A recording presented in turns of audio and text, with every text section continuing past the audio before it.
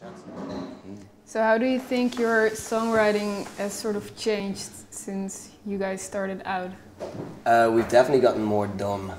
I mean that in a positive sense. Yeah. Okay. Like the sort of music we used to write before we were signed and before we, you know, had a label was just like very much overcomplicated, sort of oversaturated in some senses. Like there'd just be like everyone trying to, you know, just write musical parts for the sake of writing something. Yeah. To be heard. It was like four musicians together as opposed to one unit working together. And you know, yeah, as Dave said, we've simplified everything. You know, everything is a lot barer now. Why? I just feel like it serves the song better, you know? Like the song should be the most important thing when it comes to making music together. And if everybody's doing their own thing that works, you know, independently of what someone else is doing, it gets too difficult for people to process musically. So there's certain songs that we play now and I'll only play like 2 chords and it's dumb, but you know, people remember the songs. And that's what we want to do. We want people to remember the songs and to enjoy them. So I think that's why we did it. Then the lyrics, do you write them alone or do you? Yeah, I tend to write the lyrics and then I'll send them to the guys and see if they think they're crap.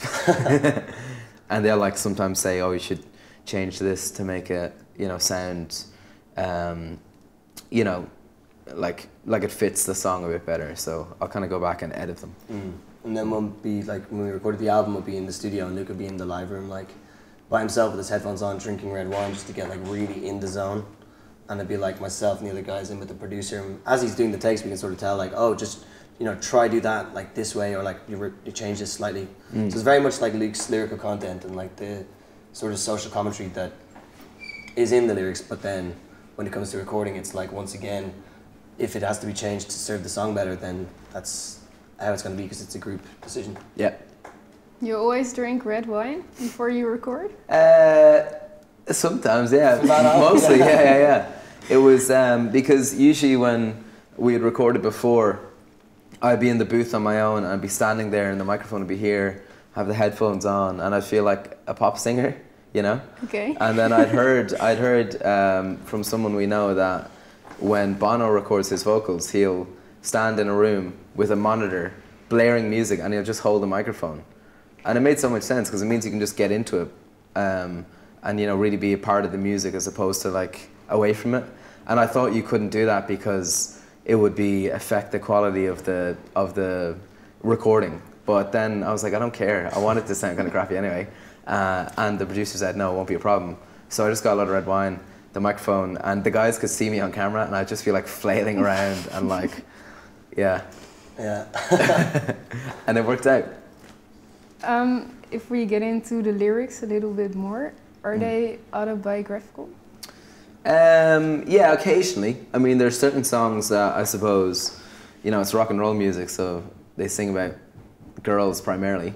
But then there are other songs that are a bit more, I suppose, like there's a song about the recording industry. There's a song about this guy, this like coke dealer in Dublin who tried to sell us some cocaine, and we told him to move along. Which song is? It's called Razorhead. Yeah, we were at a Dandy Warhol's concert, and this guy comes up to us. He's like, "My name's Big Ron," and we were like, "Oh God, who's this guy?" And he told us he'd just gotten out of prison, and would we buy some cocaine off him? We're like, "No, we're fine for cocaine." And thank you, Ron. Thank you, Ron. And he was like, "If I don't get €600 by the end of the week, there'll be a bullet in my head." And we were like, "Okay, well." And yeah, the song is just about Razorhead, who I suppose we envisioned as the guy who would be collecting the debt, as it were. So it's pretty dark. Yeah. When I tell that story live, people always laugh. I'm like, it's not funny. It's not funny at all. Yeah. Maybe they're laughing at my accent. I think that might be what it is.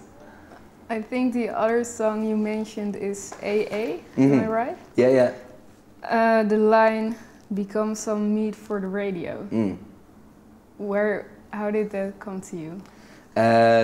See, I'm actually very lazy when it comes to writing lyrics, and I will wait very long to actually write them. And for AA, I didn't want to tell the guys, but we were in the studio recording the song, and I was still writing them, like trying to hide it, because I know they would have been annoyed that I hadn't done it in advance.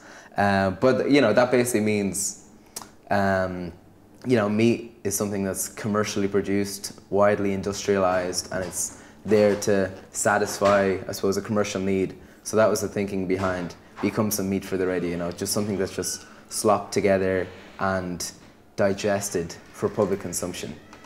Because the song is basically a comment on the commercialization of the music industry, you know, and people writing songs in order to profit off them as opposed to expressing, you know, their creativity or their artistry. You see it all the time in pop music, you know, that's what a lot of pop music is now. So that was me getting angry for 3 minutes. Or 2:53. 2 minutes 42, I think. He's got it. So there's another song that kind of catched my eye. Feel It. There's a line, it's only when I'm spoiled in the belly of the beast, I see it when I see it in your eyes. Where'd you get that lyric from? Was that what you heard? From the song. Oh, no, that's not the lyric. It's not the lyric, because I googled it like a few different... There's a lot of like people's like random interpretations. But it was like different sources, so there's a lot of... People, I remember somebody sent on the lyrics to AA before, because I don't know who these people are like transcribing the lyrics. Oh, that's so funny. But it's very difficult, like a lot of the guys in the band don't know what I'm singing when I sing, because I kind of garble a little bit anyway. So I think when people write the lyrics, they find it extremely difficult to tell what I'm saying, and they always get it completely wrong. Oh, it's so so it's funny. people just guessing and... Guessing, So what is the actual lyric then? Told you I was, I can't even remember myself. Told you I was born in the belly of the beast. Oh. Yeah. What do you have there? It's only when I'm spoiled in the belly of the beast. That's better. I might just start singing that. Yeah. Feel it makes no sense anyway, so I'm just going to take that. You try that tonight, yeah. I remember hearing our drummer describe the lyrics to somebody. Who was it that he was describing to? But they were like, oh, so what did the lyrics of that song mean? It's like, oh no, that's just gibberish. I was like, oh, thanks. Yeah, I think that's another thing that goes back to the point we're making earlier about like bands and acts that have sort of inspired us as, you know, in the sound we make versus in the songwriting. Like Damon Albarn is someone who completely just doesn't care about the lyrics. Mm-hmm. Yeah. It's like they're just there to service the melody. Yeah. So I don't care if people can't understand that. Yeah. Do you agree with that? I don't necessarily 100% agree with that. Yeah, sometimes I think it depends on the kind of mood of the song. You know, if you're trying to tell a story in the song, then that won't work. But if the song is more, if the song is more so about, and Feel It is actually a good example, because that song is more so about the, let's say, the feeling of the song. In my mind, anyway, I didn't worry so much about what I was trying to convey lyrically in that song. Because the chorus just feel it, you know, it doesn't really necessarily mean anything, but when it's put together with the song, it has that kind of meaning to it. I think David Byrne from Talking Heads is another guy who says that a lot of the time for him, he more so wants to mirror how the song sounds in the lyrics as opposed to actually making sense, especially a lot of their kind of funkier rhythm-based stuff. So yeah, it depends on the kind of song you're trying to write, I think. So what comes first to you then? The melody, the lyrics? Melody, pretty much always. Yeah. I'm lazy when it comes to writing lyrics. I just like write them for songs. And I remember we had there's a song on the album called Enabler, and we were playing that for about a year maybe before we recorded it and before I finished the lyrics. And because the song is slow and heavy, we used to call it Slow Heavy. And it was actually going to be called that on the album. People were like, oh, let's call it Slow Heavy. And I was like, we can't call it Slow Heavy. Don't do that, yeah. That basically describes what the song is. And eventually we got a different name. Yeah. We got a good name too. Yeah. But it took a while. How did the name come to you? That's kind of about the lyric of the song, because the song is about, you know, giving somebody a pass, someone who thinks they can emotionally manipulate you, and you're enabling that behavior, you know, for whatever reason. You might be in love with them, you might have any, you know, some sort of other relationship to them, and that's where the title for that song came from. Because I don't say neighbor in it, I don't think. No, but I don't. You should know. I should know. Yes, that's where that title came from. Was the song Enabler, Treat Me So Bad and So? I kind of feel like, did you write that like in the same mindset? Time? Yeah, I've kind of wondered that I've wondered that myself too, because those kind of songs, they come from a place of say like romantic betrayal, or that's how it sounds in the lyric. But I'm not sure necessarily what experience I'm drawing that from. It just comes out. So maybe it's like a kind of subconscious thing of an experience I've had in the past that I, you know, bury down, because I couldn't link it to one particular person. But these are the lyrics that come out. So okay, you can tell them I broke your heart. It's okay. I'm kind of curious because I have another line lyric that I wrote down. Oh right. This is like Where did you get this something from? completely off. Well, again, different sides. Sources, yeah. Run a riot while juggling razor blades of your love to keep me quiet. Yeah, that's actually right. Okay. So, well, it's run a riot while juggling razor blades of your love to keep me quiet, to keep me running in rings. So that lyric is correct. But would you like me to explain it? I mean, so, like the razor blades of your love, as in, razor blades are obviously very sharp. If you're juggling them, it's probably not a good idea, and you can easily get hurt, especially when you're dealing with somebody's love or their heart. I'm trying to think of the best way to explain it. Yeah, I always be careful with that kind of thing. You know? Yeah. I always clam up when I'm describing my lyrics, and then you know, running a riot, as in somebody mishandling your emotions or your feelings in the context of a romantic relationship, I suppose. I thought that was pretty good, actually. Yeah, no. Yeah. On points. I've never had to think about that before.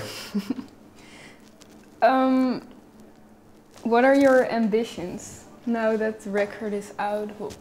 What would you like to happen?